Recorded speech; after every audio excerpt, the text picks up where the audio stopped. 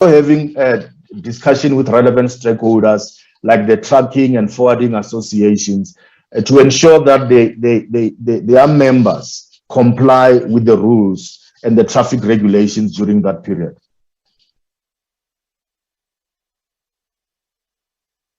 We also had discussions with the Zimbabwean authorities yesterday. The matters that were raised were the fact that we should align our curfews, and they have made a commitment to deal with the issue of fraudulent COVID certificates and illegal crossing at the borderline. They also agreed to our request to ensure that everybody that crosses from Zimbabwe into South Africa, they get their passport processes. Because what has been happening in the past was that when the volumes of people become higher, our neighbors, some of our neighbors will open the floodgates for people to just walk in. We spoke to them yesterday. They have committed that they are going to work with us in terms of agreeing as to how many numbers of people to push across and wait for our authorities on our side to process people to ensure that there's seamless movement. We will be having discussions with the Mozambique authorities tomorrow to discuss similar issues, and also the issue of the illegal crossing point in Buzini. We also had discussions with the Cross-Border Road Transport Agency to try and ease the current pressure at the truck holding station and better utilization of the kilometer 7 holding area. CBRTA would also deploy a queue management system at the holding area from Friday this week. We have had discussions with Basotho for both Maseru Bridge and Fixback. The same issues that we raised with the others, we raised with them. One particular issue that we raised pretty sharply was the issue of their nationals not being processed by immigration. They're just allowed to walk through. They'll only be processed on the South African side. That creates a lot of congestion on our side. A follow-up meeting is scheduled for the 14th. A team will be in Maseru Bridge to discuss with Basotho on final touch-ups to the plan. Comrade Chair and Honorable Chair and Honorable Members, we have what we call at our ports the repair and maintenance program run by the Department of Public Works. It's meant to maintain and keep the land ports infrastructure up to standard, clean, and also ensuring that if something breaks, it gets fixed immediately. Just like at seaports and airports. At seaports, you've got a Transnet Ports Authority, that is the landlord. At airports, you've got AXA. And we don't have the problems in seaports and airports that we have in land borders. So we've got very serious challenges at those land borders. And the DPW is battling to renew contracts that are there. Some of the contracts have expired. So as an intervention, the DG Home Affairs will be meeting with the acting DG at Public Works to try and look into what interim measure can be put in place until those contracts are renewed. And also, the department will continue engaging DPW on the support to ports of entry until the facilities function at Lands Ports of Entry will be moved to the Border Management Agency as provided for in the Border Management Act. Institutional arrangements for the reopening. I think here we just want to summarize that we are confident that the plans that we have will be able to deal with the problems that we experienced in December and January. We have spoken to all the stakeholders at provincial level, and they'll be able to come to the party and make sure that this becomes a success.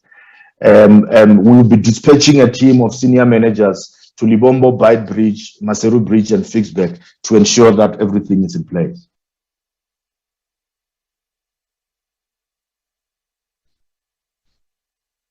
There was an issue raised and I think we just want to touch on it by saying that on the one-stop border post, we're still waiting for the parliamentary process of consultation and the public consultation. Once that is done, I think we'll come and brief the committee. It is recommended that the portfolio committee note and support this plan. Thank you, Honorable Chair and Honorable Members.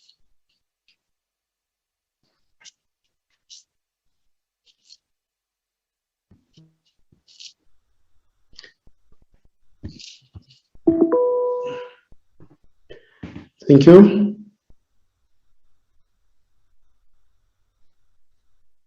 Can you close the presentation? Thank you. Minister, do you want to say something? No, Chairperson. I think I'll wait for the questions. I think he has presented everything that needs to be said. Thank you very much. Honorable members, we'll take your questions and comments.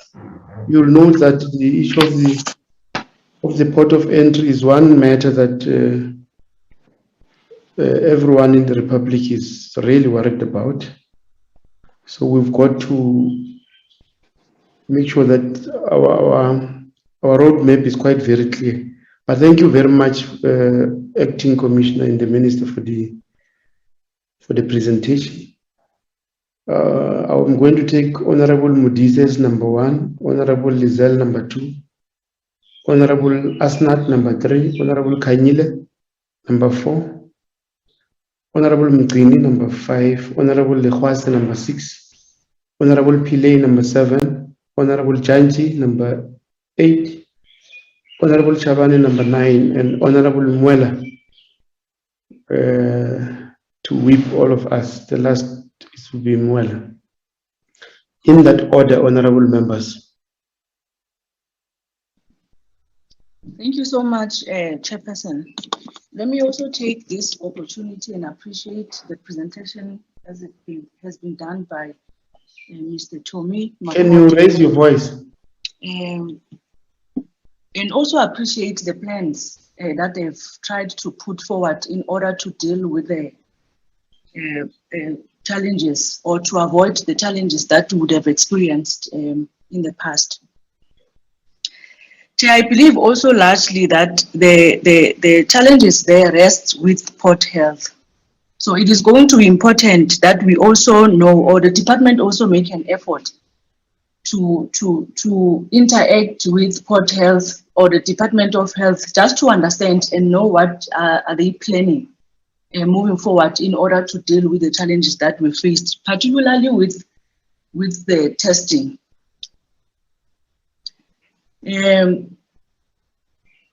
I'm also worried that the plans may seem as if they are also temporary or they are of a short term.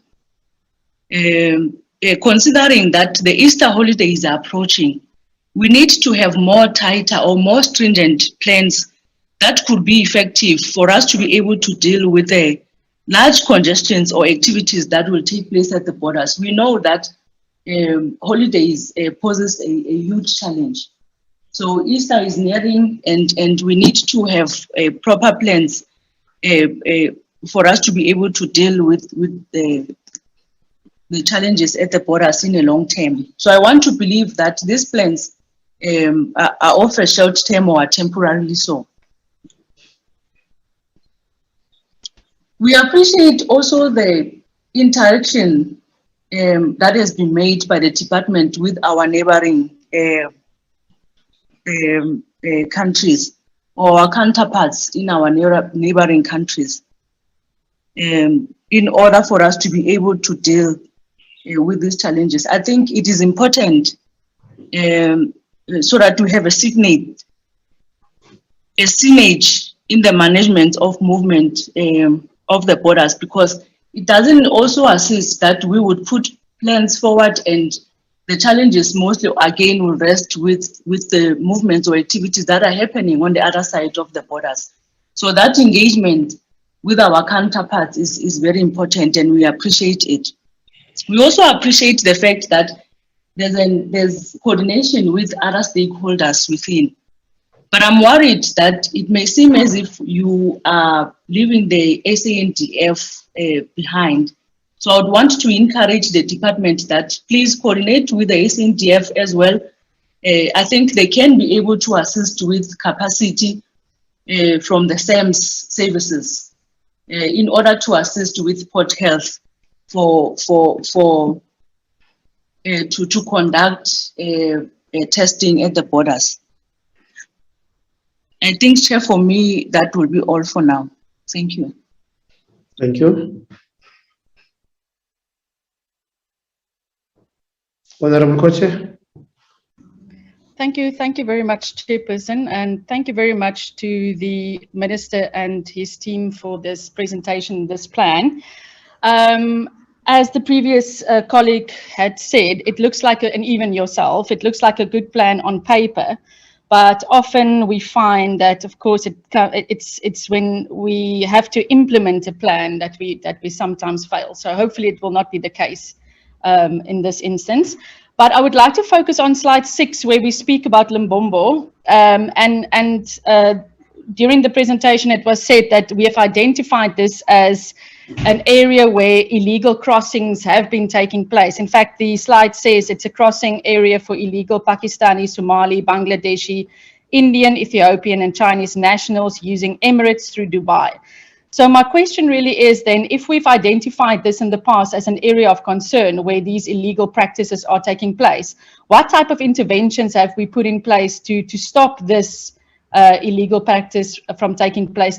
Because the fact of the matter is we're now speaking about the opening of borders, so that will in fact exacerbate the illegal crossings that we've identified. So my real question is, what is the plan to stop this from happening? Because it's no good for us to just list it as something that's happening or an area of concern, but there's no plan of action. And I'm listing this specifically because, Chairperson, you'll know that there's an outcry from South Africans at large, but also from organizations like the MKVA in particular, about shops owned by Pakistani, Somali, Bangladeshi, Ethiopian, and other nationals who have wiped out our spaza shops. So if we know that this practice is taking place at a large scale, why are we not putting in place interventions to stop it from happening? So just that. Then on slide 19, the discussions with Zimbabwe, which was held on the 8th of February. Again, we thank the department for engaging with our sister countries. But my question is, if we've identified the Zimbabwean police and the SANDF as being part and parcel of, the illegal operations, then I'm quite interested to understand what type of undertaking would our counterparts have given us in terms of helping us to stop the illegal crossings. And my question is, if we don't get any assistance from the Zimbabweans going forward, what will our department do to ensure cooperation from our Zimbabwean neighbors? Are we going to escalate the matter maybe to the presidency or wherever, or will we just be content with Zimbabwe not working with us and thereby not respecting our sovereignty and our laws? With regards to engagement, slide 14 speaks with regards to engagement with neighboring countries for tests to be done in that neighboring country, supported by the NHLS. And I think this is a step in the right direction. I think it's a good intervention. And where are we in this process? Because I feel like I'm sort of missing something in terms of the testing that are happening at the borders. Of course, we want people, because Chairperson, if I had to present myself to the Nigerian border today, the Nigerian government will expect me to arrive there, whether it's Thailand, whether it's Nigeria, whether it's Spain, they will expect me to arrive there with a test which is legitimate, which shows that I'm negative. Otherwise, I'll be turned away. And I just feel that sometimes we put a lot of pressure on ourselves as South Africans, and we just expect to be, it's almost like, people just expect us to take this. We have to look after everyone, and I'm not quite sure why this is expected. A person must come to the border with a negative test. It shouldn't be that South Africa is expected to test all our countries around us, and therefore I would like to know where are we in the process. With regards to the BMA, the Minister spoke earlier about us having an acting commissioner currently. I'm not sure if it's an acting commissioner or it's a deputy commissioner, but I would like to know how far are we in appointing the permanent commissioners, the permanent commissioner, the deputies, and the guards that the minister spoke about. And also, I would like to know what has been the developments with regards to the protocol agreements with the other departments, such as the SANDF and all the other departments that we should be working with in terms of rolling out the BMA. I did hear the Minister of Public Works saying earlier in the week that she would like to meet with you, Minister, because she's not quite clear in understanding what her role will be. So maybe just an update in that regard, Chairperson. Thank you very much. Thank you, Honorable Lizette. Honorable Moleko. Thank you very much, Chairperson. Let me start by appreciating the presentation made by the department. It was really a comprehensive presentation which touches the critical issues that need to be attended by the department. Chairperson, I also acknowledge the implementation plan for the reopening of the border post by the department. It has also included a time frame on what needs to be done and when by who. So I think it is really impressive. Also, the intervention plan made by the department, I think it also touches critical issues that need the intervention by the department that are affected.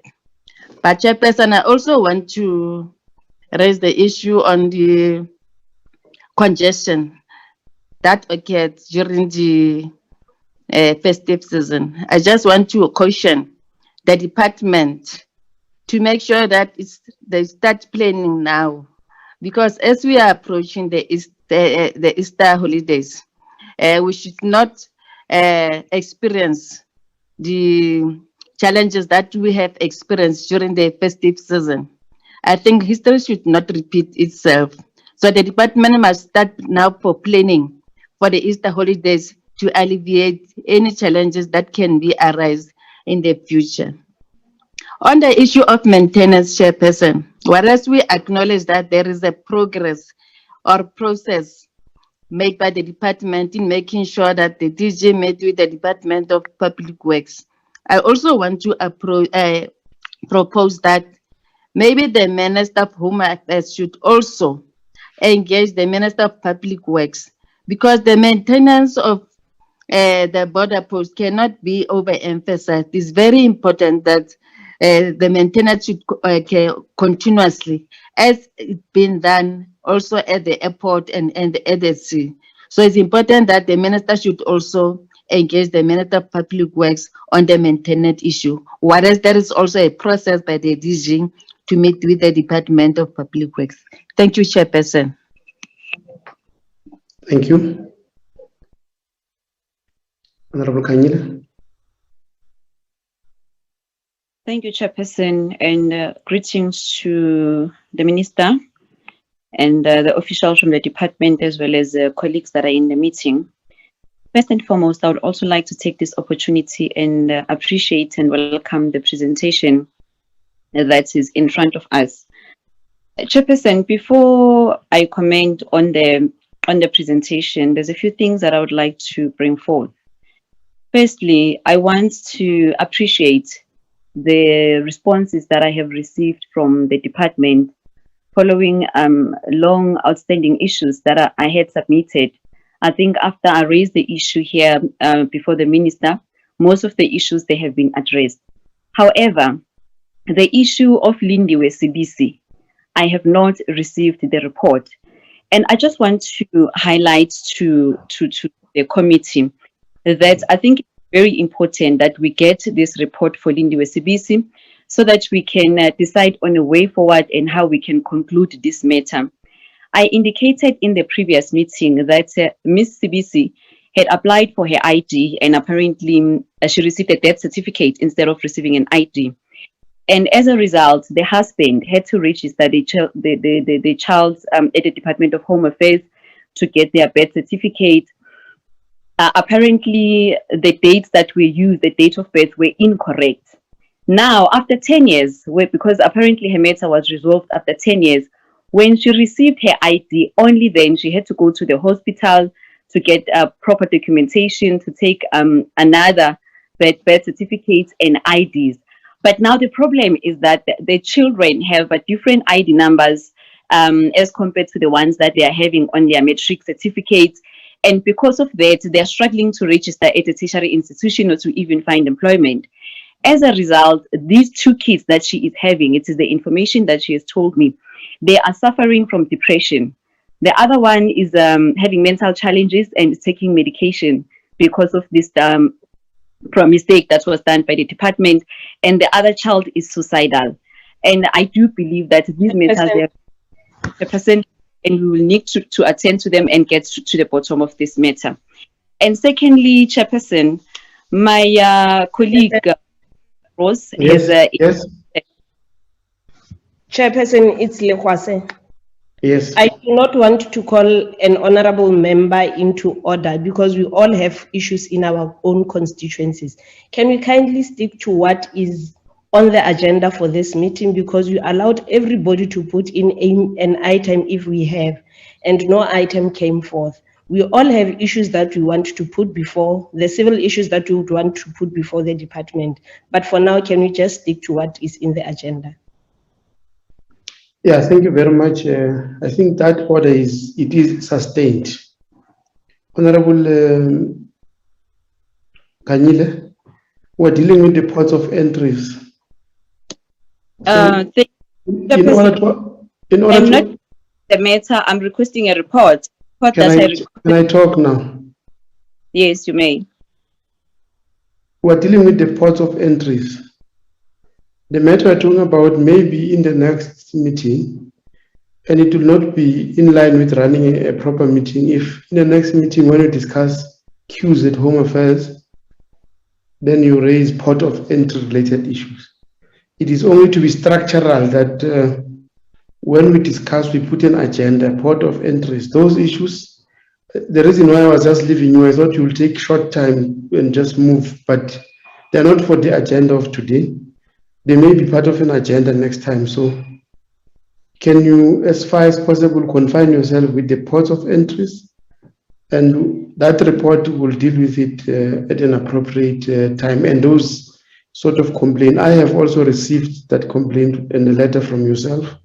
I think we're attending to it appropriately. But for today, please, let's confine ourselves to developing and assisting the department on the roadmap towards ensuring that the ports of entries do not give us the same problem they gave us before. Thank you. Okay, no, it's fine. I guess I'll send you something in writing. Chairperson, secondly, the issue that I want to speak to, it is the issue on page 13, on slide 13 of the presentation. It looks like the department does not have confidence that they are ready to open the land ports and without any congestion. I think that is confirmed on the slide in the second bulletin. And also they have indicated that they'll be having a meeting with the Department of Health and NHLS. I believe that meeting is taking place today. I want to suggest that can we have another meeting maybe before the end of this week, considering that there is a possibility that the ports of entry, an announcement that they will be opened, it will be done maybe by the end of this week. Can I propose that as a way forward, can we have another meeting, say on Thursday, to get a proper feedback from the department, because we understand that the department is responsible for coordinating the issues around the ports of entry, to get a report or responses from the Department of Health on the request that they have put forward, because the acting commissioner has indicated that they have requested that they give them more staff. Because if you look at that presentation, it shows that the Department of Health does not have sufficient staff. So there is a high possibility that we will experience congestion again. And if we want to know that those matters are attended to, I suggest that we have another meeting. Also, I remember in the last meeting, we requested a stakeholders meeting, or a meeting with the other departments, so that we can be able to engage with them. I think it would have been better if we had the Department of Health here, but now that they are not here, can we suggest that as a way forward, following their meeting with the Department of Health, we have another meeting with the Department of Home Affairs sometime this week to get feedback from what they would have received from the Department of Health. I think that is my suggestion. Oh, another thing that I have noted during the presentation, I understand that the department had engagements with Zimbabwe and other neighboring countries, but we did not get feedback from those engagements. Is it possible that maybe they provide feedback from those discussions? Thank you so much. Thank you, Honorable Kanye. Honorable Mgili. Thank you very much, Chairperson. Am I audible? That's correct. Thank you very much, Chairperson. Mine will be clear, and I want the department to listen very carefully, especially the minister responsible. I've read the presentation in detail and went through it. You see, for me, this presentation shows that the department was not ready even also in December for those ports of entry. That's number one. Looking at the amount of work that they have to do to ensure that this port of entry, they are ready for the port of entry. Number two, slide pages 1 and 10. It's what we know. It's what we know. And actually they have actually now introduced another problem now again. Because now there's a lot of, we can even go and further ask, what was the involvement of the Zimbabwean police to help the people across the border? They're trying to fundraise excuses on the incompetence that we saw in December. Because this meeting here was to say the state of readiness. We wanted to know exactly how are they going to open. Most of the pages from 1 to 10 and the others that I've marked here, they're just history and trying to fundraise the excuses why they did not do that and come with some history and all of that. We've got a report here. We know what happened. We went there physically as the committee. We know what happened. We debated here and then also we submitted the whole report. I think all the political parties, they say those are the true reflection of what we saw. Now they are taking now, they are coming through the back door trying to justify their failures. So this presentation was supposed to take 10 minutes. It's a state of readiness, tasks. What are the tasks that they're going to do to make sure that they are ready? Number one, COVID-19,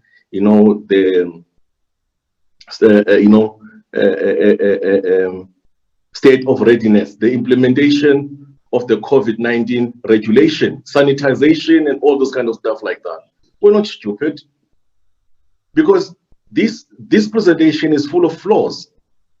I can point number one, go to page 5 of your slide. The complete test takes 15 minutes. It doesn't take 15 minutes. It doesn't take 15 minutes. It takes 1 minute for the antigen test. And then the screening. The screening takes about 2 minutes. The whole process for one person can take not less than 5 minutes. We did an experiment. Not 15 minutes. The 15 minutes that you're talking about is because there was a lack of capacity. When we went there was a huge problem with the Port of Health. I thought maybe here, Chairperson, we'll get a detailed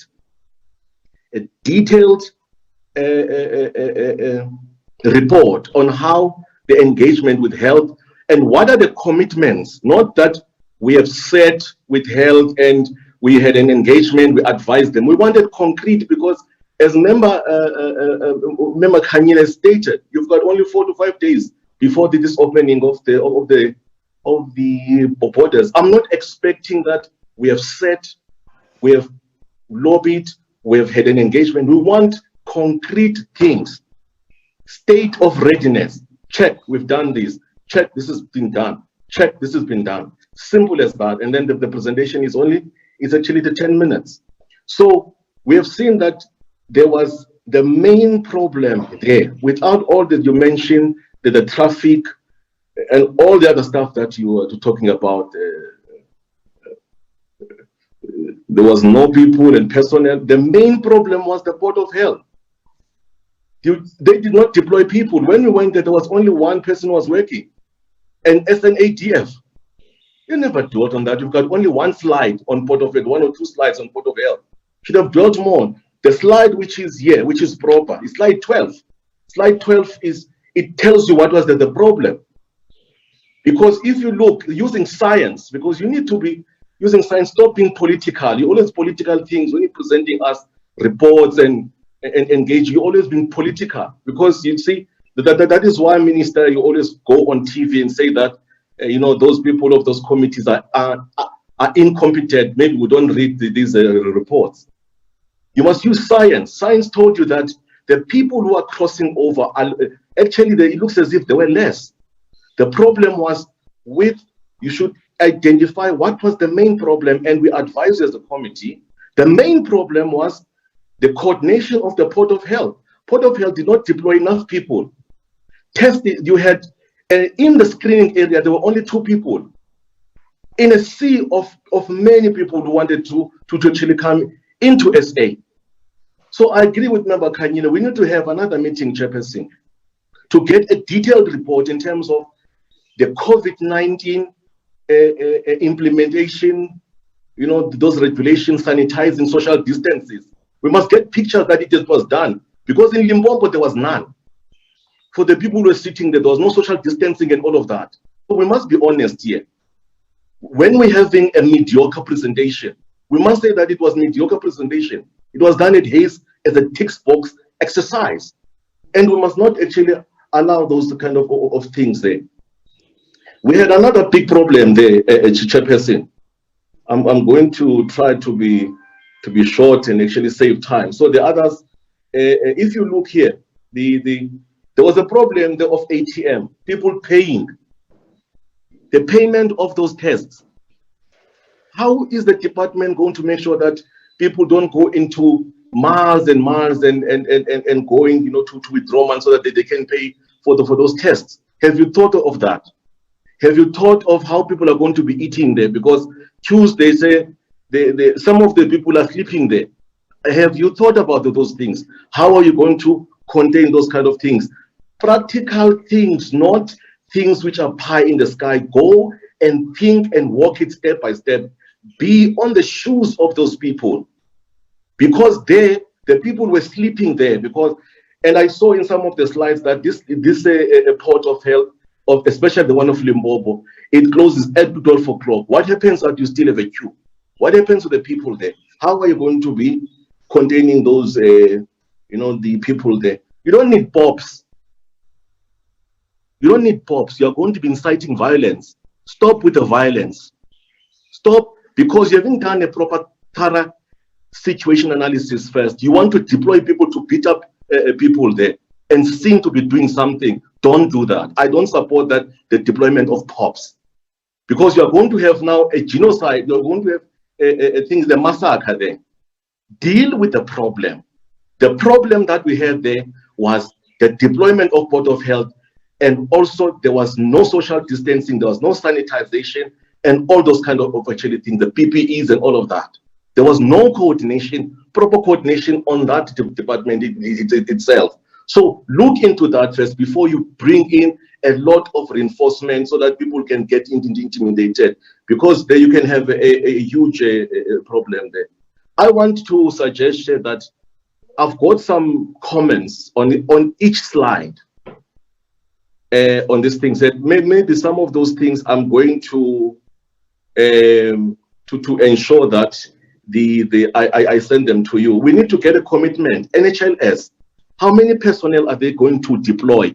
We need a commitment, Chairperson and Minister. We need a commitment that they're going to, instead of having 3, they're going to increase it to 10. I suggest 10, because mathematics showed me that with that amount of people that we saw there, which were, by the way, a super spreader by the event, if you have 10 people testing and another 10 to 20 people screening, you can clear that thing up within 30 minutes.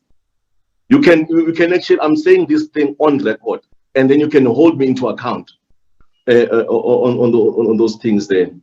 Let me check here very quickly some of my notes. Yes, you said that the truck queues larger than 700. You can't take all you can't speak alone. It's a meeting of a committee. Yeah, sure, Chairperson. I'm going to wrap up. No truck queues longer than 700 meters. How those things, how will they be stopped? Because are you going to make sure that you're going to, take those trucks and you're going to pull them? How are you going to do that? You said that you've spoken to the stakeholders of the trucking industry. Please name those truck stakeholders. Who are the stakeholders you have spoken to? Road freight and road what and all those things. Please tell us who are those people there. There's a very question that I wanted to ask very quickly, Chair, before I actually go. It's the very, very last one that I deem to be very important. Where's that question now? Yes, on the issue of the Zimbabwean guys. So we need to make sure that we maintain a proper relationship between our African countries, because there is a complaint that South Africans are acting like big brothers. So there must be a proper diplomacy between the two countries and ongoing engagement each and every time. So we need to be looking into that, Chair. So what I'll do is that I'm going to be submitting some of the observations on this that I've seen on this, the presentation, and ensure that those things are actually done. I agree that let us meet again, but now when we meet, please, Chairperson, we don't want a task. We want to act by who, by when, by who, it's how, by who, and by when. Very simple. All tasks must be executed. This report, this presentation does not have timelines and the deadlines. It is just the thing is, it's a very vague, the presentation. I say that it must actually go back. I don't support it. Thank you. Thank you. Members, I think I should warn about the time we're taking. We must look at the agenda. Otherwise, we may not finish these agenda items. If we are going to take the whole time, and I don't intend restricting members to a specific time. Let's try to engage as far as possible, as robust and as informative as possible, but the time must also be a factor that is taken into account. Honorable Lekhwaza. Thank you very much, Chairperson, and good morning to everybody that is on the Portfolio Committee this morning. Chair, one must appreciate the efforts taken by the department in making sure that there's a detailed plan in place that will make things easy for the operation of border post. My wish is that this plan includes the peak time, like as we're going to facing the Easter. This must be a plan that should be implemented to avoid what we saw in December. I will not talk much on that because previous speakers have already spoken on that. And one must also appreciate the continuous discussions that the department are having with stakeholders and other African countries on the movement along the border post.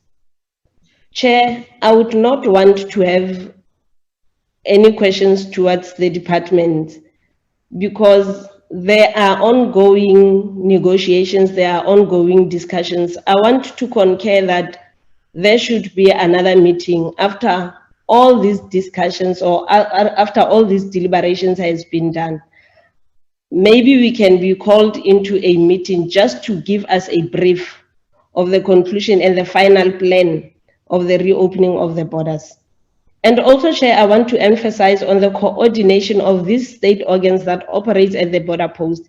And in my view, this should be championed by the Department of Home Affairs, of which I think it would also make it easy for the acting commissioner of the BMA to account on the activities around the border post. But let me say, Chair, I welcome the efforts made by the department on having this plan going forward. Thank you, Chair. Thank you. Honorable Pillay. Thank you very much, Honorable Chairperson. Firstly, let me welcome the presentation and say that we fully support it. And I want to encourage that we be positive and more optimistic rather than to be pessimistic in what we can do, and perhaps even the Minister and the PC can provide oversight to monitor the implementation and watch it very closely. But I just have one very important point to make, in that the testing cannot be 1 minute. It's actually 15 minutes, because there has to be screening and there has to be paperwork. There has to be proper records. Because if it just takes 1 minute and you leave, then it means that there's not going to be any record of who conducted the test. And it's important for us to have that information. But I want to encourage that we have this discussion with Port Health to ensure that the testing and the challenges around that is ironed out. Because really we must work together and in unison, because we have a common goal, and hence we must strengthen our intergovernmental relations. So we should really get Port Health on board and ensure that they keep to their part of what needs to be done. Thank you. Thank you. Honorable Janji. Thank you, Chair. I'll follow your directive and cue, Chair, just to be brief, just to make the following points. What I've read and what has been presented here is very comprehensive. I can follow it. It responds to the question that was asked from the department. And perhaps I understand that perhaps we look at things differently. But I want to add my voice to the colleagues that are supporting this presentation, but also to make the point, Chair, that if we have to meet, if you must call us back again, it would not be because there's nothing clear in this report. Nothing, it's very comprehensive. You will call us because we're going to be saying before the 15th, something is changing or something is not happening. For the minister, we're going to be watching the space from this presentation, what you are saying to us, and as we always do, we're just going to walk next to you to check that we scrutinize the work, do our oversight. Otherwise, it's work so far, a good progress. I just want to say that so that we don't waste time on other issues of grandstanding and so on. Thank you very much. Thank you. Honorable Chaban. No, thank you, Chair, and greetings to colleagues. I will also join, Chair, to appreciate the report that has been presented to the committee with the challenges that we have already identified and colleagues have raised them. But, Chairperson, this plan reflects the committee decision, because it's us members of the committee who have assigned the department to look on areas that must constitute this report as it has been presented to us. It's us that we have identified through the oversight work, both at Libombo and Bedbridge and Mbuzini. And these are some of the issues that are coming out from the report, which reflect the terms of reference, if I may indicate like that, on the identified areas and where the department must focus. And this report, Chairperson, outlines the interaction with the which the committee have also raised on its interaction with the neighboring countries. And these reports that give that indication in terms of the progress work, which we must appreciate at the committee. It gave indication on the stakeholder relations, how in terms of the preparation for the reopening of the borders. And also the provincial interaction indicates citing the provincial government of Limpopo and Mpumalanga in the main. So it gives account to what the committee has observed and directed the department to look on to look at, which we must appreciate as a committee. But Chairperson, on the area of the port health, you know that in the previous committee we did request that the department, when they come to the meeting today, they must bring along the port health, so that certain areas which are not clarified, they are able to be accountable. Exactly. Particularly on the issues that we have identified in Limpopo. It was going to be helpful, but at least we give comfort because we directed the Director General, and I think the acting commissioner outlined that a coordination enforcement was made for this report to be controlled. So this is the one area, Chair, that we may need to follow up. The ongoing discussions, Chair, they're not necessarily helping us to clearly understand what is the complete plan of the department. You'll know that the cabinet is going to, or it has pronounced that they're going to reopen the borders on the 15th of March, which is possibly next week. And the ongoing discussion or issues that have not been concluded does not convince or give hope, or will give hope to us as a committee and members of society and our African brothers, or those that are using our borderlines, both here in the country that are crossing to other countries and those that are coming into our country. So there must be a clear plan around the issues that the committees has identified, in particular on the port health. And I think what the committee want to come closer to the issues. So it will be important that we approve the areas which we've ourselves directed the committee, but put emphasis, Chair, on the issue of port health. We need that urgent finalization of the discussions where there are weaknesses, and I think that the minister will take into account that when the borders are reopened on the 15th, what we have experienced in December, I don't think society will want to experience the same things in our borders. And all the issues that have been raised, I think we must carefully look at them. On the issue of the public works, Chair, I think it's one area that has been raised in the report. You recall that the committee initiated a discussion with Department of Public Works around the issue of the government printing works on their buildings. You know that in our previous committee meetings, government printing works have been raising this matter of infrastructure project that have been lying in public works for almost 3 years to 4 years, and that has not been implemented. And the money money is available and is going to be rolled out to the other project. And I think the department they need to look on how they must ground their infrastructure project that are at government at the public work, because it contributes negatively on their work. You know that when we went to Lubombo, went to observe the ablution facilities, and that was not good conditions for people to use. So I think some of the issues that the department need to ground, we may need to task the department to look at that. The last point, Chair, is which Honorable Lelhwase, Honorable Mtsini, and Kanyila raising. It will be important to get the final report, even if we don't meet, Chair, but to get the final report through you to look on the conclusive plans that in preparation for the reopening of the border. Thank you, Chairperson. Yeah, thank you very much. Honorable Mwela.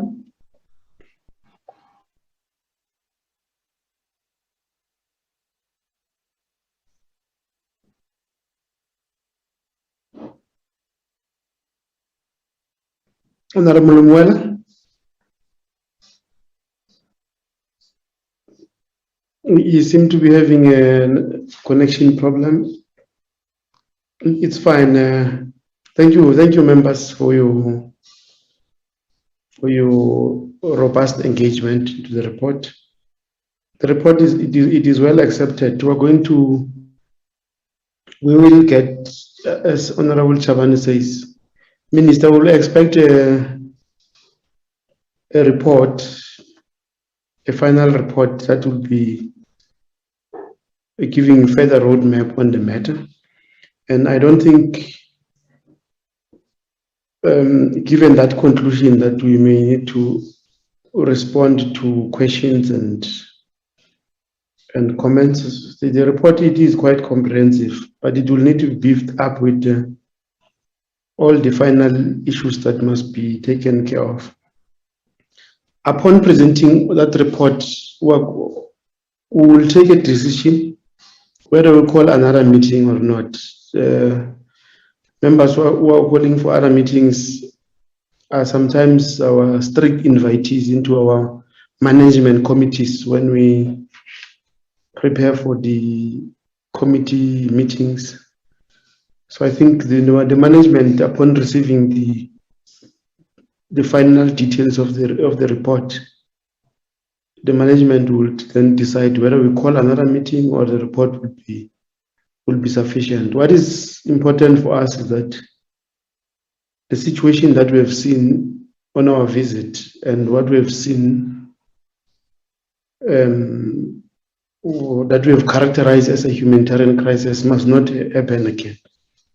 And we are committed in making sure that we do an oversight on that. I'm running out of serious time. We're going to step off to the next item. And in view of our time, the next item is about the permits. I'm not going to, I think what we can say around this item is that we have taken a decision that the permits must be withdrawn. The permits at the Northwest Mine. And we have not taken that decision very light as the committee. And failure for the implementation of that decision, I don't know what it will give us to do what now going forward, because the report that I received on my table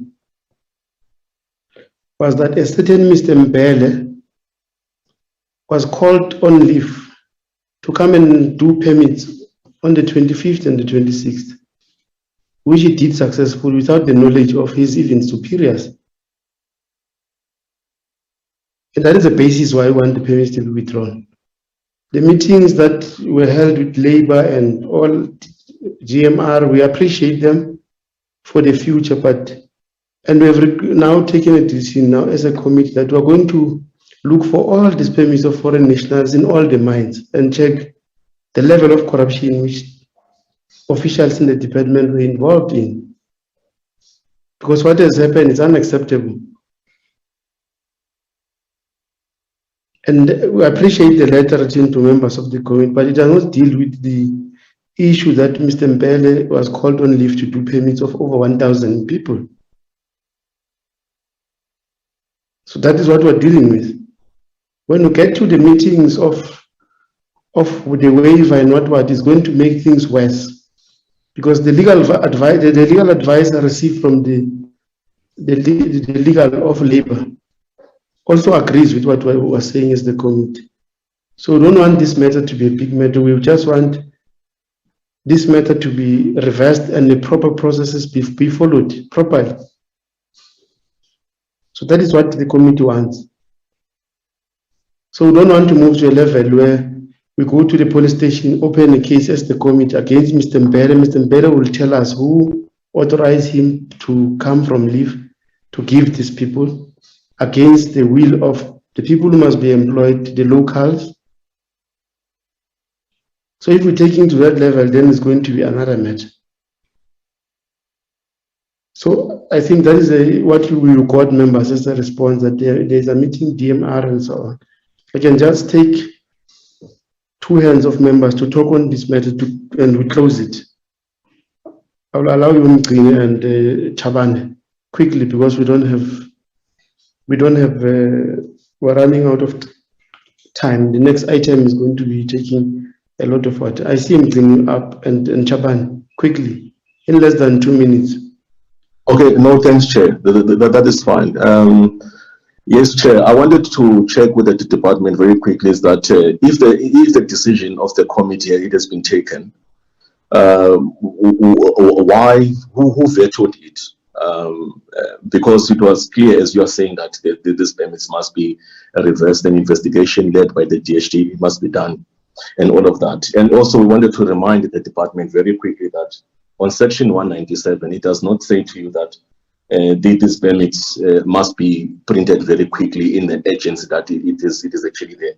And I have a submission here with me that I've been working on, of which I will send it formally to you on the waiver as well, because this legal opinion that I even checked with the other lawyers, it says that the minister has overstepped his authority to waiver this issue, because Labour is supposed to be involved in terms of these permits. And also the pronouncement by the president does not give a precedence that rules must be flouted and all of that. And we've done also, I've checked on their response on the one-stop shop. One-stop shop, I was part of the opening of the one-stop shop. It is all departments into one area that can assist investors which are coming in. I was involved when Lebohang Maile was the MEC. I was actually an MP in the legislature. So let us not be deviated in terms of what actually is the matter. The matter here is that there is corruption that has happened. Permits have been issued illegally. These permits, we said, okay, we don't want to make this big hoo-ha. Let the permits be withdrawn, and also make sure that an investigation is done with the timelines. So I agree with you, Chair. Let us actually implement the resolution of the committee. And I wanted to check for you, if a committee takes a decision and gets vetoed by the department, where do we are wasting time in terms of coming to these committees. We take a decision of which the minister, the DGs and other officials were part of this meeting. They did not say anything. So, but now after this meeting, everything was actually vetoed, and we're still standing here. That the permits are actually they're not being withdrawn. And I'm not sure now what is the status of the investigation and all of that. Now, that is my input, Chairperson. I've got a very rough input of what I'm talking about right now. I'll submit it into the secretary to be sent into the minister. Thank you very much. Thank you, Honorable Chavani. Thanks, Chair.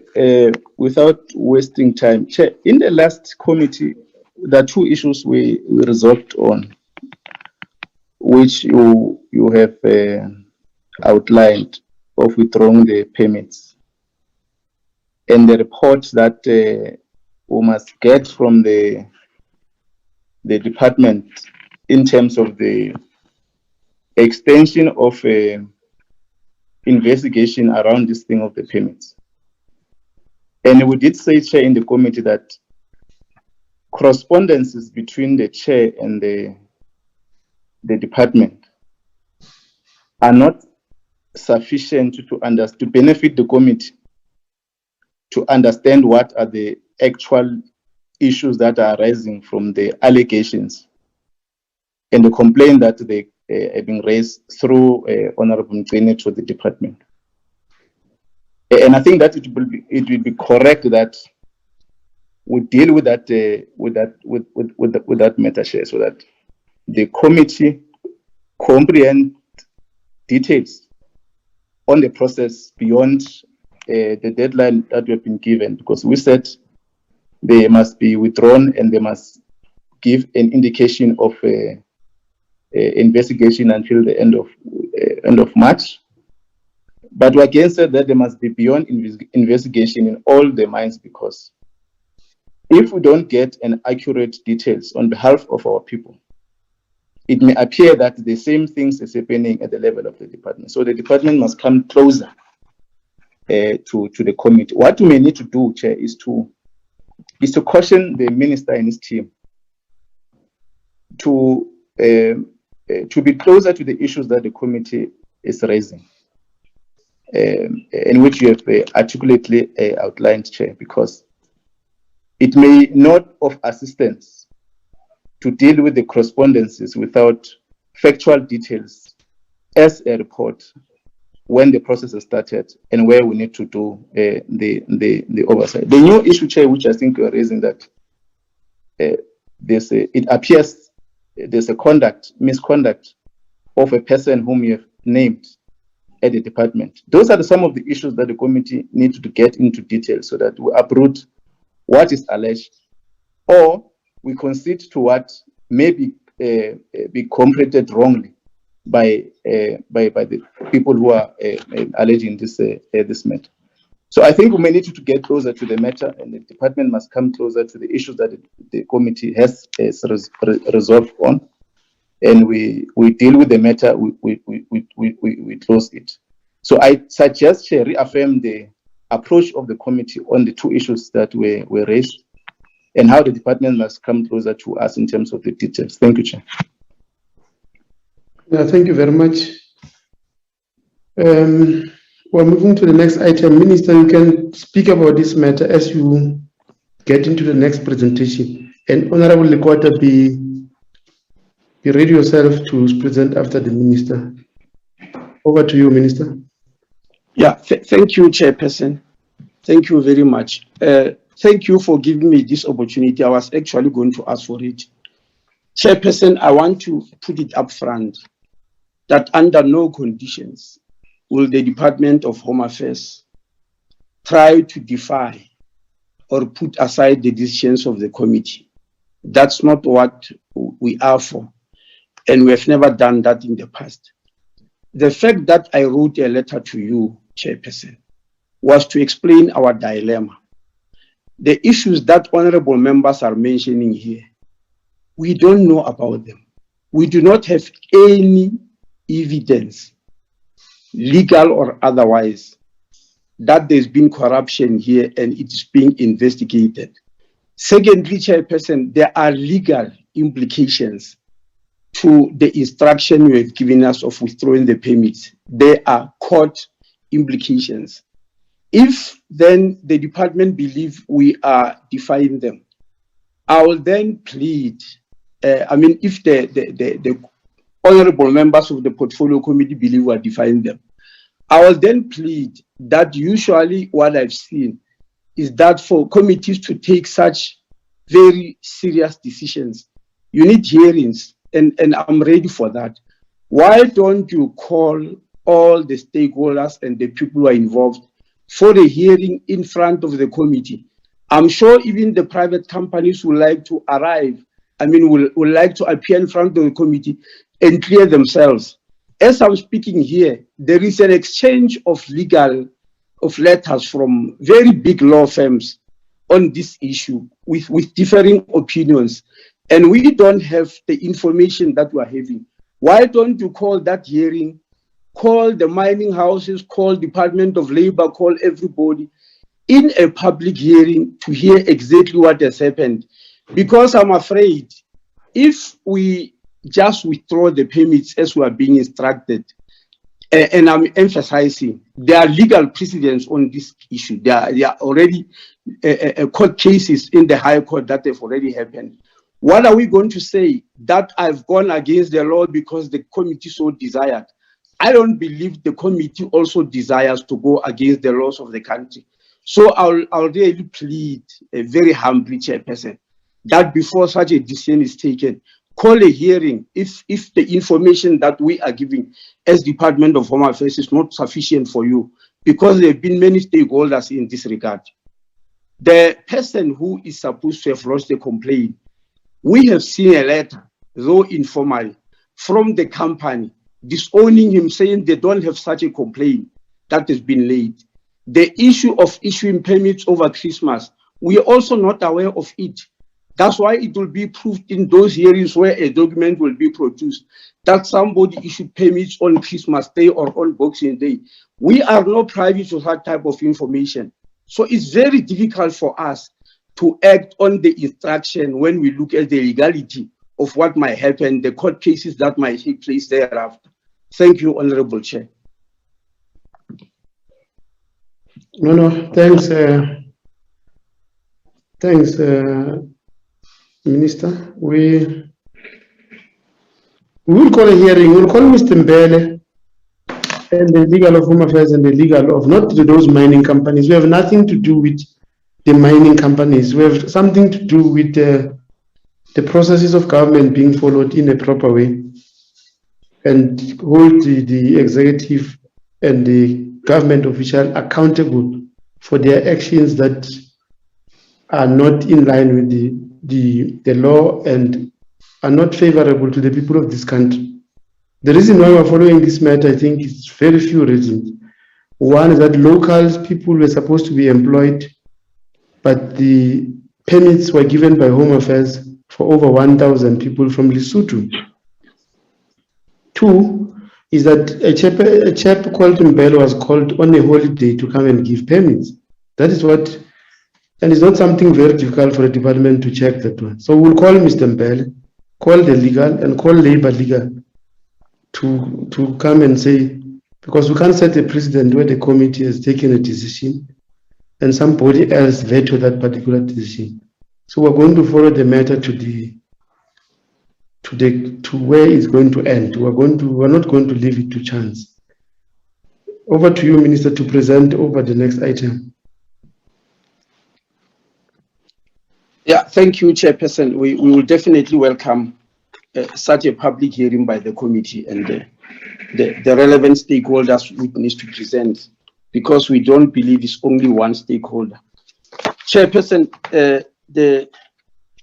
can I ask the Secretariat? I've sent a copy of what I'm going to present, even though it's just it's not really a presentation in the manner which Lekota is going to do. It's just an outline of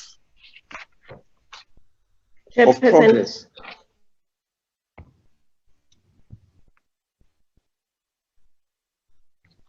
Chairperson.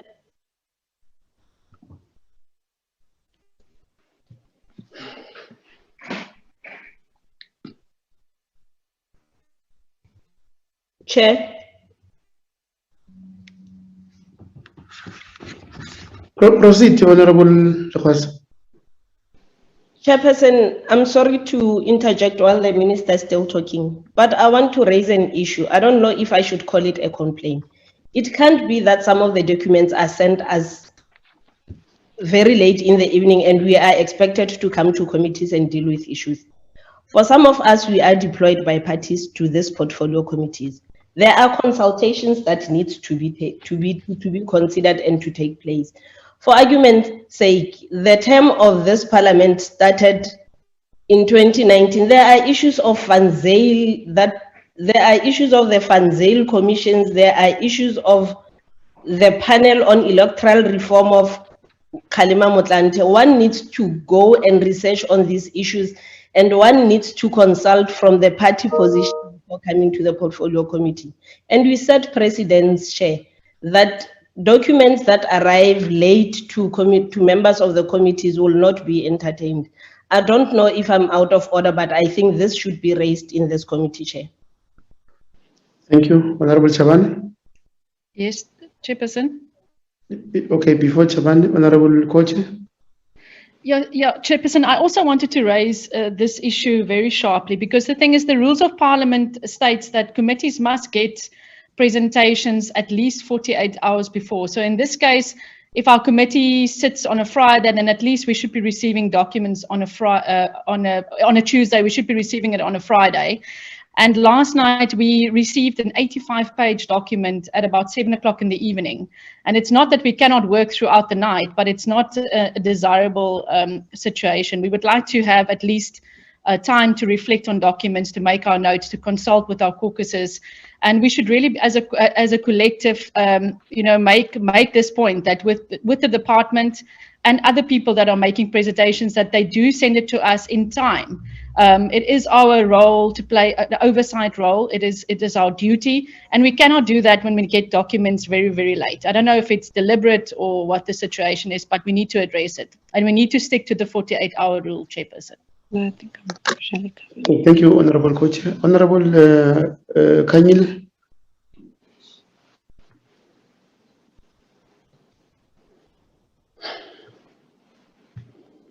Thank you, Chairperson. I think I'm covered by the both colleagues that have spoken before me, and I share the same sentiments. And another thing that I would like to propose is the way we are receiving the documents. Actually, sometimes we get some on the email, some on the WhatsApp. May I request that all the documents that are meant for the portfolio committee come through emails? Thank you so much. Thank you, Honorable Chaban.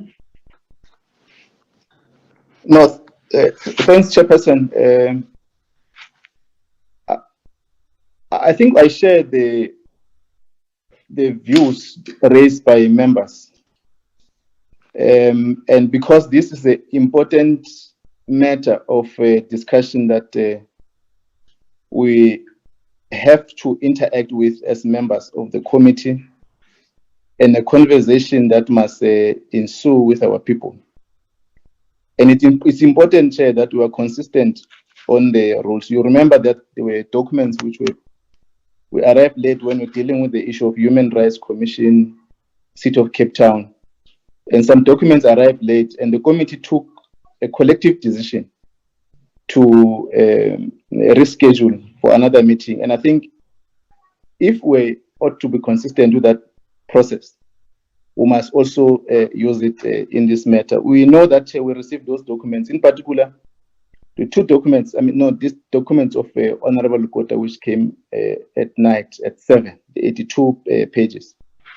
What also must come across, Chair, is that we are eager to interact with this matter because this lies on us, our responsibility to comply with the Concord judgment within the 24-hour time frame. So, Chair, I think you will guide on the process on how we must engage on it, because it will be unfair for both us as members of the committee, including Honorable Kota, and members of the community, not to benefit sufficiently to the comprehension of the issues that are raised by both the Minister and the Honorable Kota. I think it's a matter that, Chair, you may probably guide, but we may be consistent on how the document is submitted to the committee. Thank you, Chair. No, thanks. I do appreciate the complaint or the concern, and affirm that we must be very consistent, and noting that we once chased away some people, but equaling that with the nature of the presentation today, I think I'm of the view that we're going to listen to these presentations, but obviously we won't be conclusive. Maybe let's start the conversation. Let's hear what it's in. We may not conclude on any matter, but let's put everything on record. We may limit engagement to another date when members are sufficiently prepared.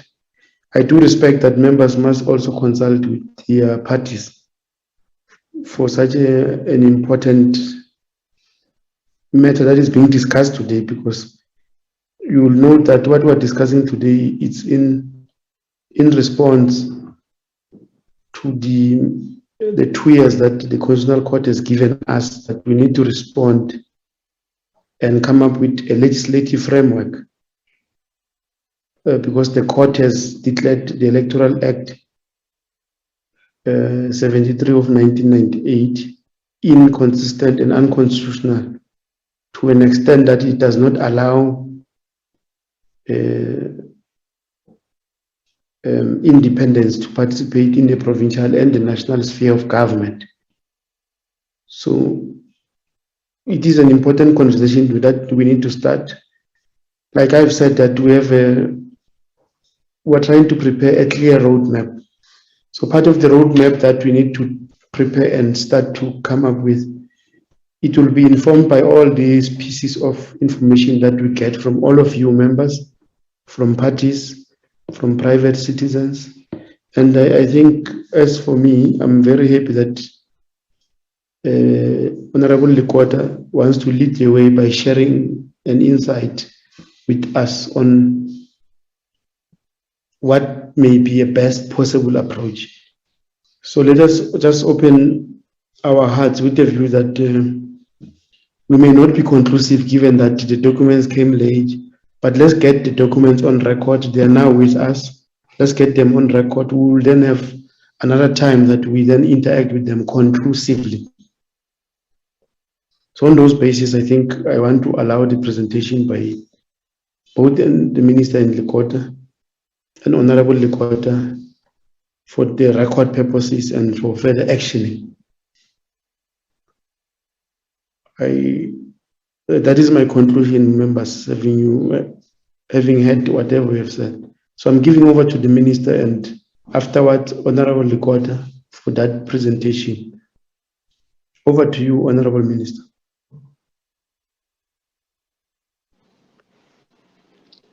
Thank you very much, Honorable Chairperson and Honorable members. Chairperson, I wish to apologize profusely because I was not aware that matters are going to come to where they are now. We did send you this document about borders because we're ready with it. This one, I was not aware that I was going to present any document because I thought I was just going to brief the committee about progress. But yesterday, realizing that this meeting of the committee is not only committee members, it's the public, and they might not be able to follow because they usually log in, and sometimes if the TV has decided to do it live, they listen there. I just thought it would be prudent to put some few things on paper so that people can follow. It was not meant to be a comprehensive document in the manner in which the document by Honorable Lekota, which I also received last night, is. It was so it's going to be a framework of where we are with the executive towards producing a document like the one that Honorable Lekota has produced, which then will send to you. So at the moment, can the Secretariat please hang it? Put it on the screen, just for people to see. I really believed I need to simplify matters by sending a document, but it was not meant to be a comprehensive document. Can you, Secretariat, put it, please?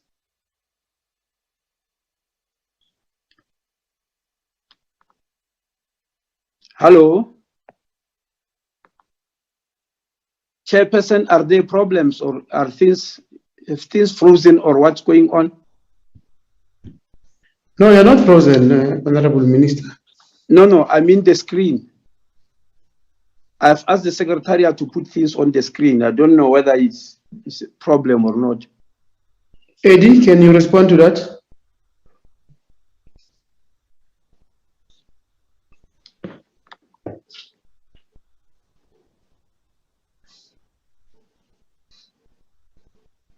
Eddie, are you there? Yes, Chairperson, I was saying I put it on the screen, but it doesn't seem like it's showing on the other side. I'm going to ask Adam to share it, and then I'm just going to make him a co-host. It's not there.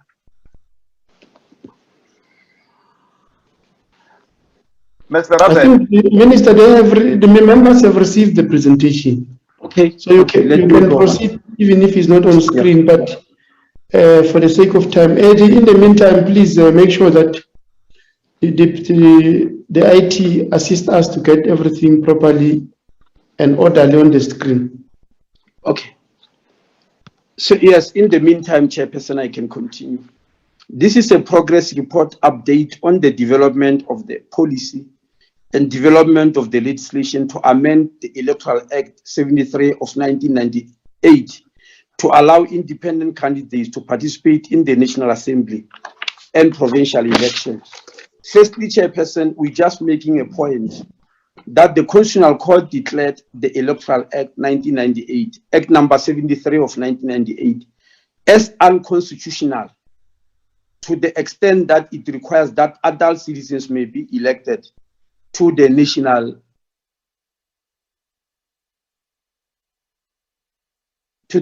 Assembly and provincial legislature only through their membership of political parties Yes, I can see it's on the screen. Yes, I'm here. I'm there. Now, Chairperson, the whole of Act number 73 of 1998 has not been declared unconstitutional.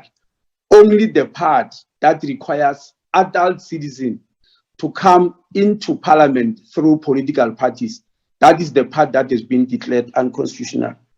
And this declaration of unconstitutionality is with effect from the 11th of June 2020. That is the date on which the ruling was made. But its operation has been suspended and put on hold for 24 months to grant Parliament an opportunity to remedy the defect that gives rise to the unconstitutionality. Next slide. Now, Chairperson, in studying the Constitutional Court judgment by Judge Madlanga, the Department of Home Affairs noted paragraph 15 of the judgment, which I think is very, very important on the way forward, and I suspect also on what Honorable Lekota, the little I've seen, which is going to present. This paragraph 15 is very important, and I want to read it verbatim.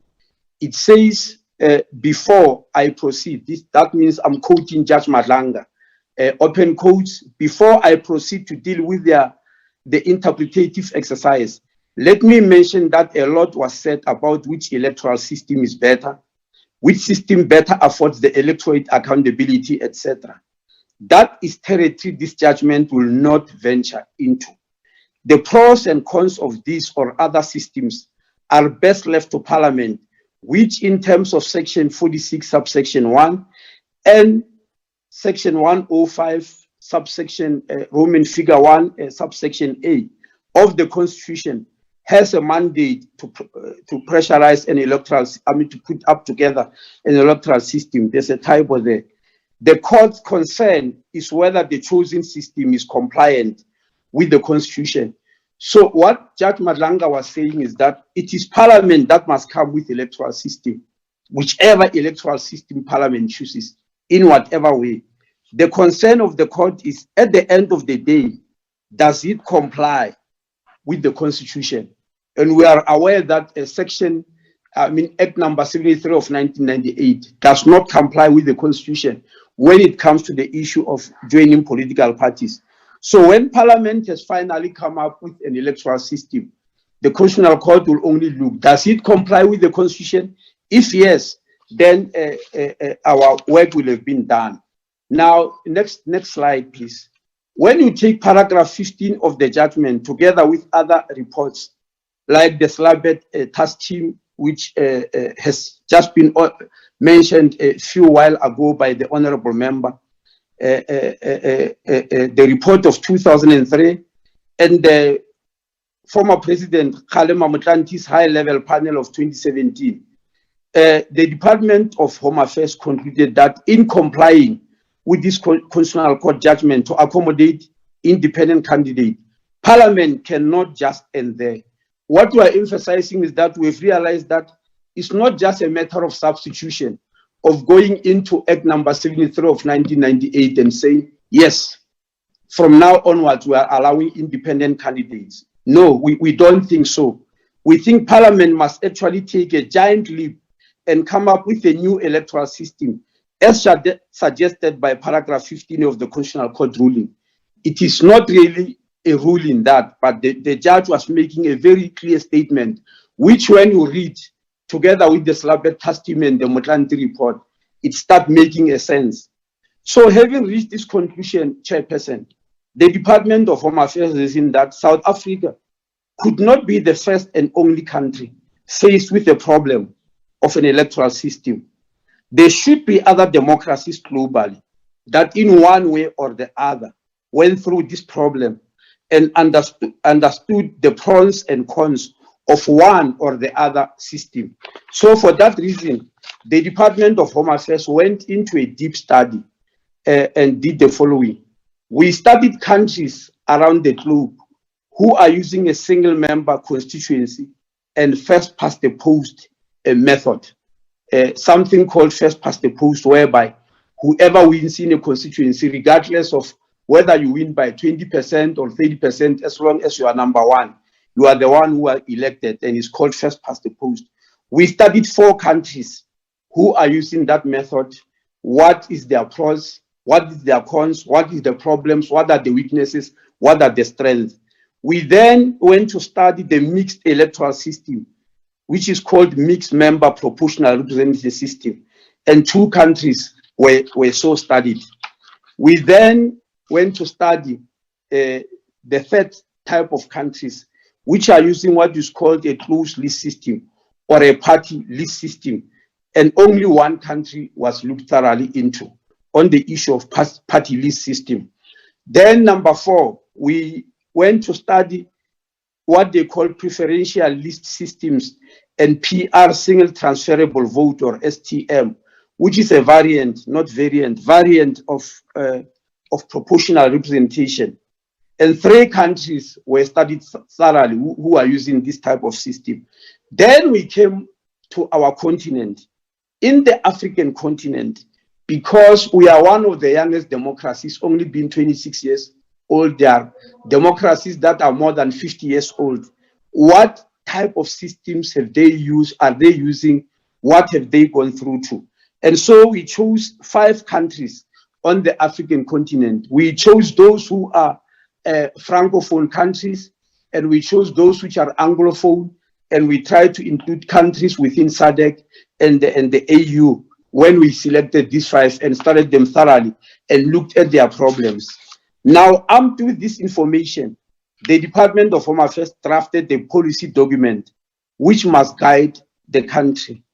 The policy document deals with the choices that South Africa must have under the circumstances which we have already mentioned. It also poses the question, are there any major legislative and unforeseen amendment that needs to be done in line with the Constitutional Court ruling? That is the question that the policy is posing. But in the meantime, Chairperson, we have realized when we developed the committee that the obvious acts that are needing amendments are the following. And coincidentally, when I looked at the Honorable Lokota's document, I found that there is some bit of overlap on some of the legislations that will need to be amended in the course of this work. The first one is the Electoral Act 73 of 1998. This one clearly is the principal act to be amended in terms of the directive and the instruction of the Constitutional Court. But then there are legislation which this amendment, as defined by the Constitutional Court, there are legislation that then will need what we call consequential amendments. Number 1 is put as number A there. The Public Funding of Represented Political Parties Act 103 of 1997 will need to be amended. Number B there, the Electoral Commissions Act of 1996, the act that establishes the existence of the IEC itself will need to be amended. At the local government level, the Municipal Demarcation Act 27 of 1998 will need to be amended. And then the Political Party Funding Act number 6 of 2018, which comes into effect by directive from the President on the 1st of April, even if it comes into effect for the purpose of this issue of independent candidates and the Constitutional Court ruling, we need to go back and amend it. So these are the acts that are very obvious, but we believe some are still going to be identified, Chairperson. So the progress to date, after having drafted this policy, as I've said, based on the studies of other countries and based on the other previous report, this policy was presented to the technical team of the Justice, Crime Prevention and Security Cluster on the 25th of November 2020. This is normal practice, Chairperson, when you take something to Cabinet. Cabinet has ruled that it must be thoroughly discussed by clusters before it even goes to Cabinet Committee. So the technical cluster has discussed it on the 25th of November. Now the policy is due to be represented to political principals of these clusters. That means the ministers, which means the Minister of DERCO, the Minister of Justice, the Minister of Defense, the Minister of State Security, the Minister of Home Affairs, I think as mentioned, the Minister of Police, in this committee that is co-chaired by the Minister of Police and the Minister of Defense, a special meeting is going to be called today, because in the previous meetings they said they had other agenda items and they regard this item to be so serious that it needs special attention. And I was promised that sometimes this week that special session will be called, whereby I'll open that policy officially to them. And then from there, after that policy will have been discussed by these ministers, it will then go to a joint cabinet committee. That means a joint cabinet committee of all the cabinet committees of government. That means not only the crime and prevention cabinet committee, not only the governance, not only the social, not only the economic, but all cabinet committees, because it affects them, in a meeting that will be chaired by the president or the deputy president.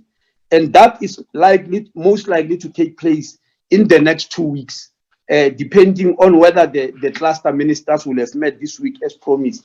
Then it will finally be taken to cabinet for final approval. And we believe that is likely to happen in the second week of March.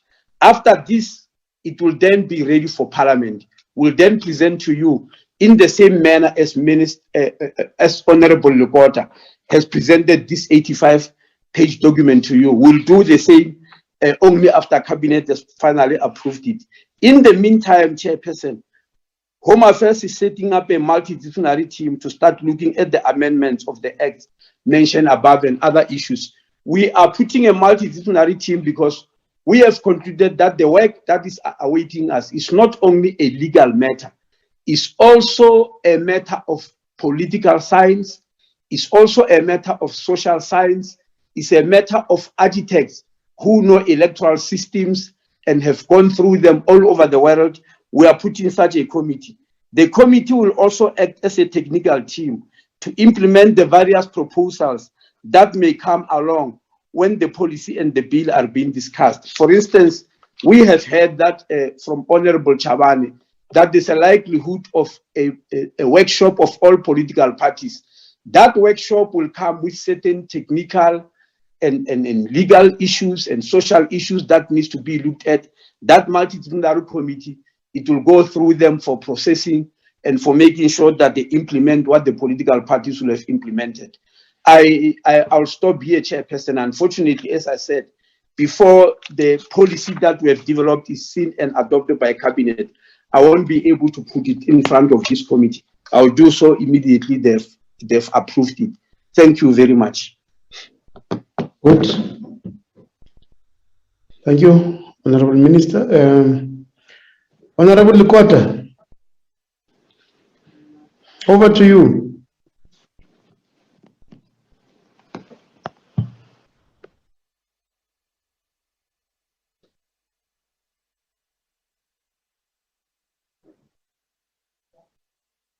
Eddie, Chairperson, I was just checking him. He's not in the meeting unless if you use a different name. But there is Mr. Farouk who was going to make a detailed presentation. If maybe we can ask him if Mr. Lekota is around. Oh, there he is. They are together, I can see. Yeah, they are together. Okay. Over to you, Honorable Lekota. You only have 20 minutes.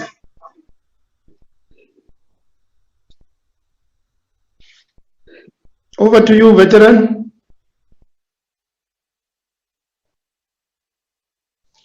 Can you unmute yourself?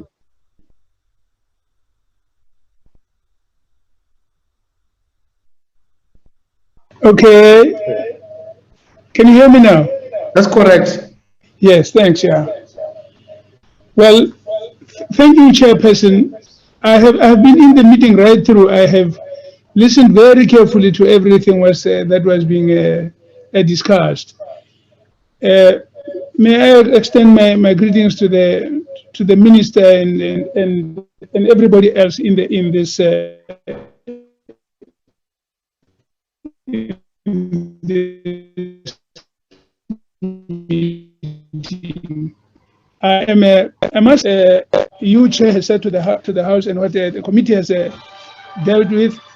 And I would like to add our voice and our commitment to a close cooperation with all the work that has been indicated both by the Minister, by yourself, the Minister, and so on. A Chairperson, I had intended to make a short, and I'm still going to make a very short presentation because my colleague, Comrade Farouk, will do the detailed input, and I don't want to take too much time so that he has as much time as is possible. I'm fairly very sad that members got our presentation late, and that they have not been able to study everything. I'd like to, can we improve this? Because I'm just there, I don't see what's happening there. Okay. A Chairperson, I had intended as an opening statement just to say to the committee and everybody, this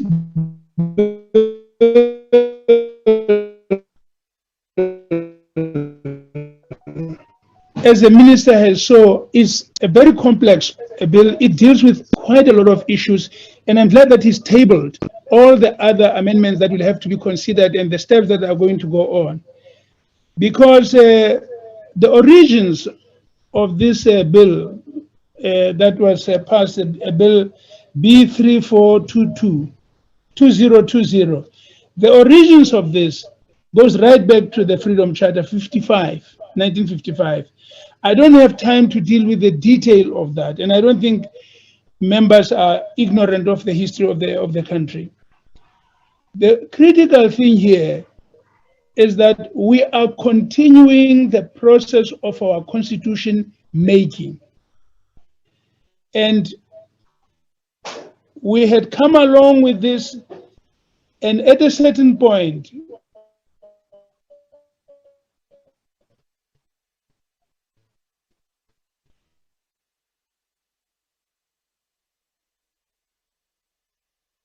we seem to have veered away from drive.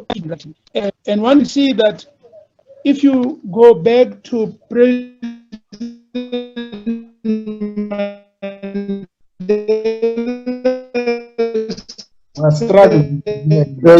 Chairperson? Yes. Chairperson? Yes. Can you request the veteran to position himself properly? Yeah.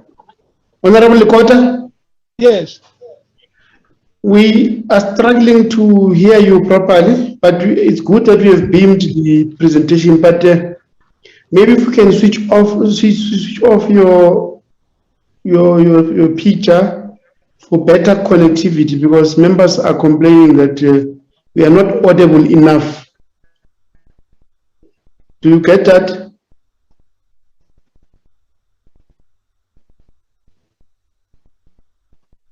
Honorable Likota? Okay. Can you hear me? Can you hear me now? Can you switch off your video so that for better connectivity? Yeah, we are busy with that. Yeah. Proceed in the meantime, but we are struggling with your. We are struggling hearing you properly.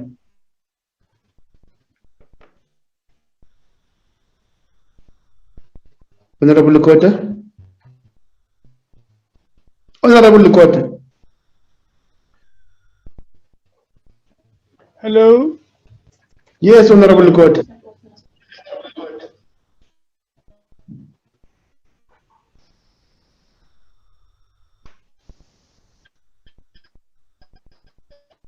Hello? Chair, you must investigate who's sabotaging Honorable Likota. Yeah, I think Hello. Hello, Honorable Kota. I'm talking there now. Yeah, I'm struggling to. I'm trying to get this done. Okay. All right. Let's see. There's an allegation that you're being sabotaged. Yeah, I think it's correct. I think it's correct. I have tasked Honorable Mugina to investigate that sabotage.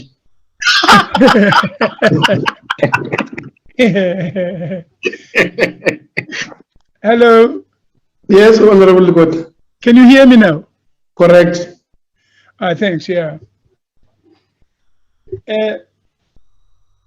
Okay. I was the point I was trying to make. Hello. Yes. The point I was making, and I'm making it very brief, is that we are continuing with the constitution making that we started at CODESA, if you like.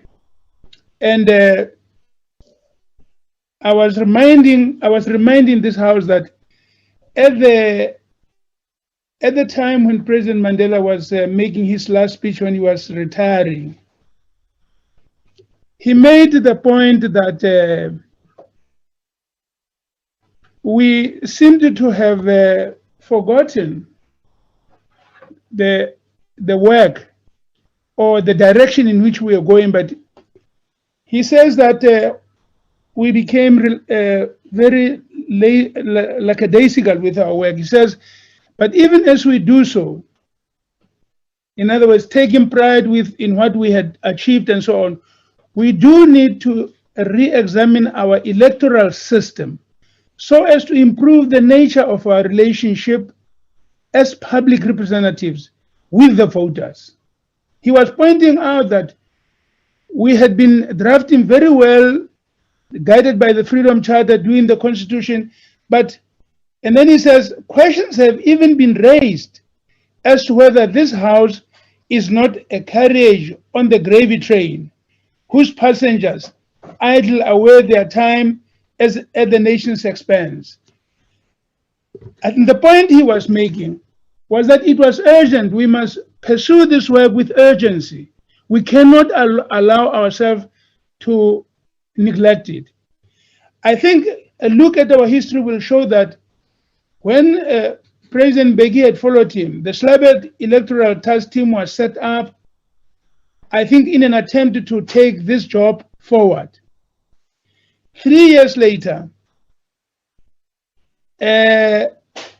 nothing had been done, and Parliament set up a committee chaired by MP Prex Govender to tackle the issue once again.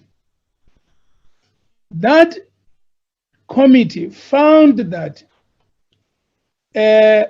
we still need to do something about the election system, and said it needed urgent reform, and recommended, as indeed the Slabert report had also recommended, that we need to have a mixed system which will attempt to capture the benefits of both the constituency-based and proportional representation electoral system. That same view, by the way, was also followed up and supported by the COSATU 2006 conference. It's in the same vein that we needed to do something about this, but for some reason we did not move as quickly as we should have moved. At this point, I just need to say that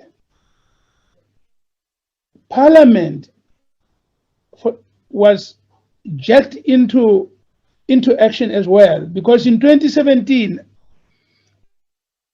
after great and lasting harm was inflicted, the National Assembly instituted the high-level panel under former President Motlanthe. In its assessment, that is the Motlanthe High Panel Committee, in its assessment,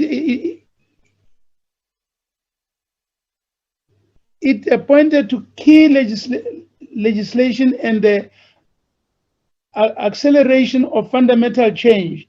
Published in November 2017, the panel forcefully reiterated the following on page 568 of its report. Namely, it says one of the major challenges with the current electoral system is the weakness of the proportional representation system in holding politicians to account to the electorate.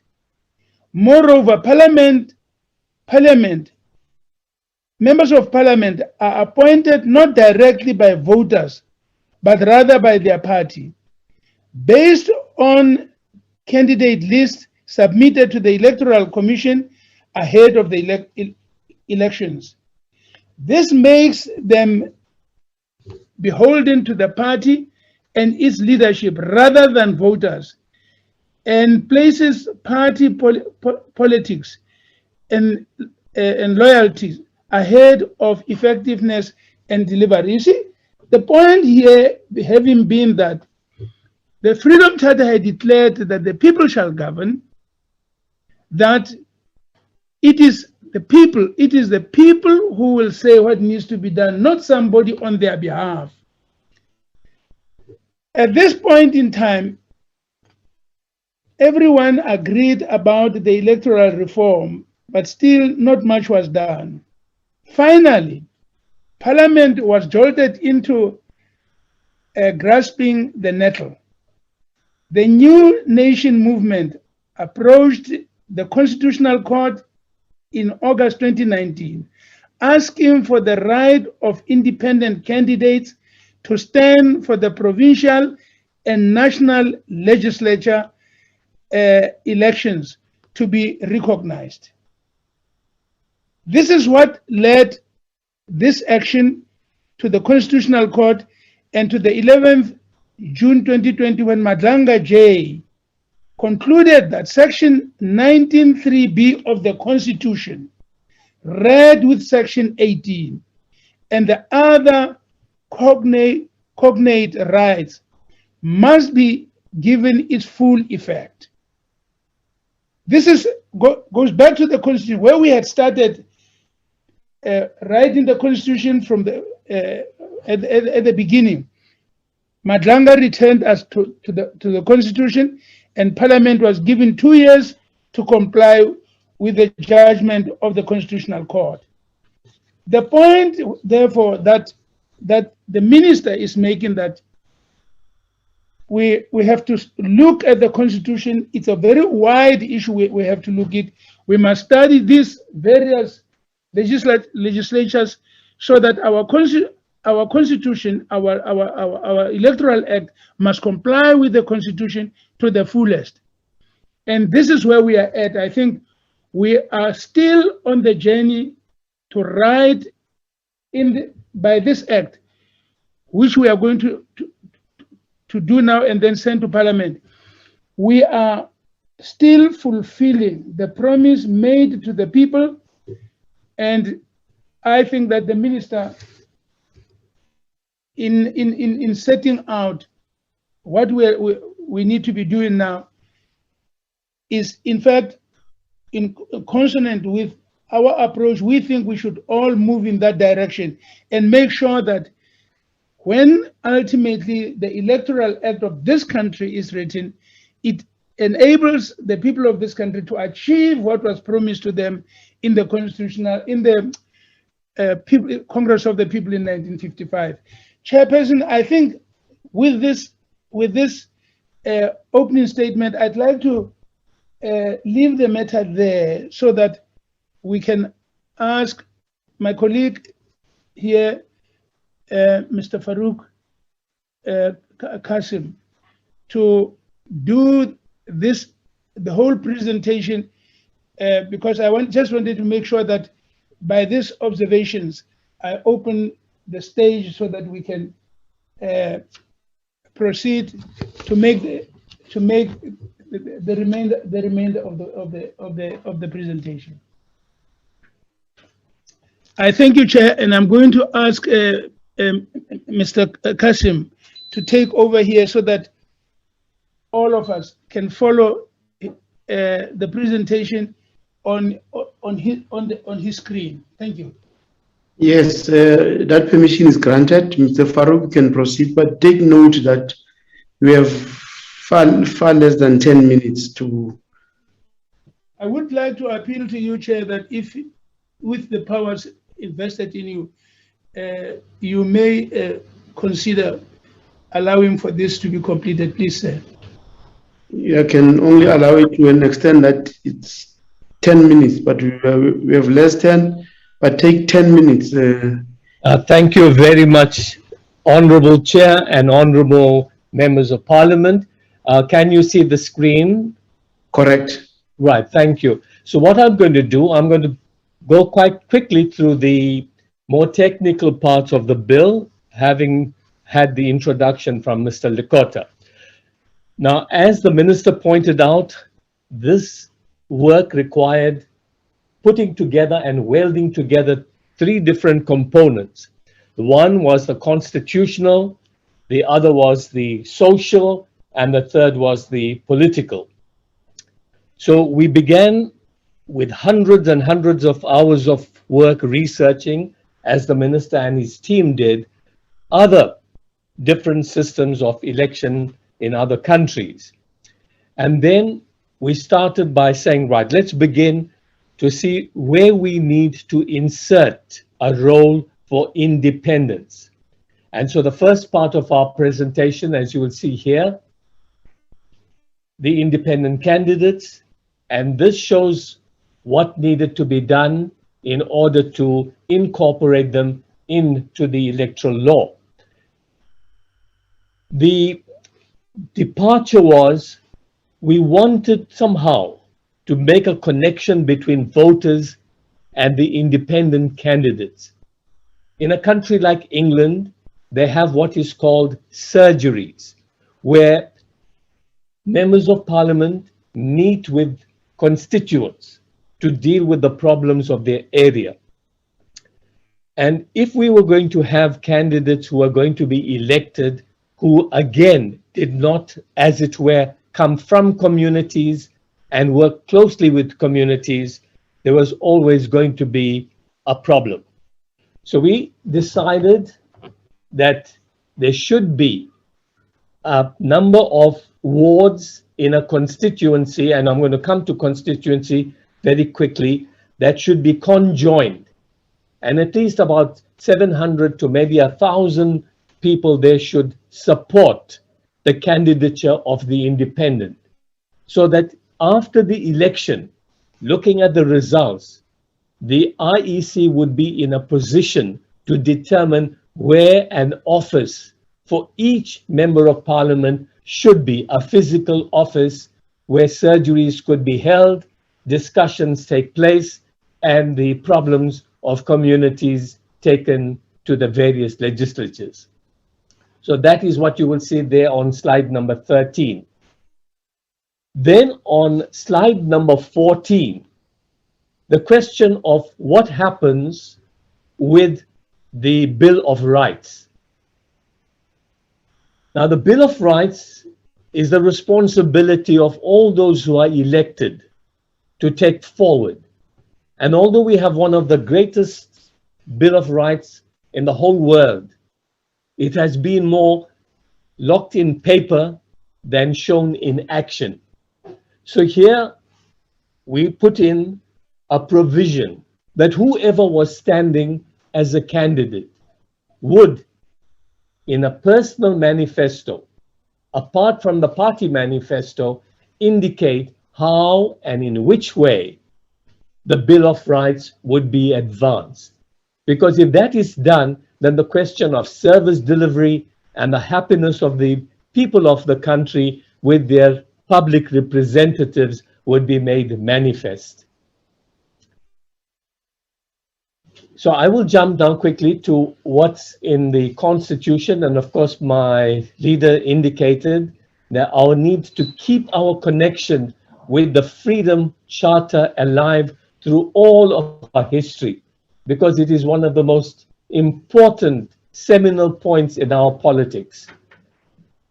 So sections 41C of the Constitution, 42.3 of the Constitution, and 46.1D of the Constitution had to be taken into account to ensure that we had a system of government that was effective, transparent, accountable, and coherent. The link between what is in the Freedom Charter and the Bill of Rights is shown in slide number 19. And all of us who value our history will value the need to keep that connection alive. And we've done that throughout in the bill. Part 4 deals with another aspect of our Constitution, which is very important but has been very problematic, and that is cooperative governance, Chapter 3 of the Constitution. Right now, as a councillor in the city of Cape Town, I can tell you that the metro is not working, that there are many other problems of energy and so on, and these problems stem from the fact that there is no proper connection amongst the three spheres of government. And so Chapter 3 is a wonderful chapter on paper, but has not been given effect. So we have now we've brought that into the bill. In slide number 22, the Minister, Kusizana Zuma, spoke about Cabinet's development of what is called the district development model, where she and the government and the cabinet once again to have one district, one plan, one budget for each of the 44 districts and 8 metros.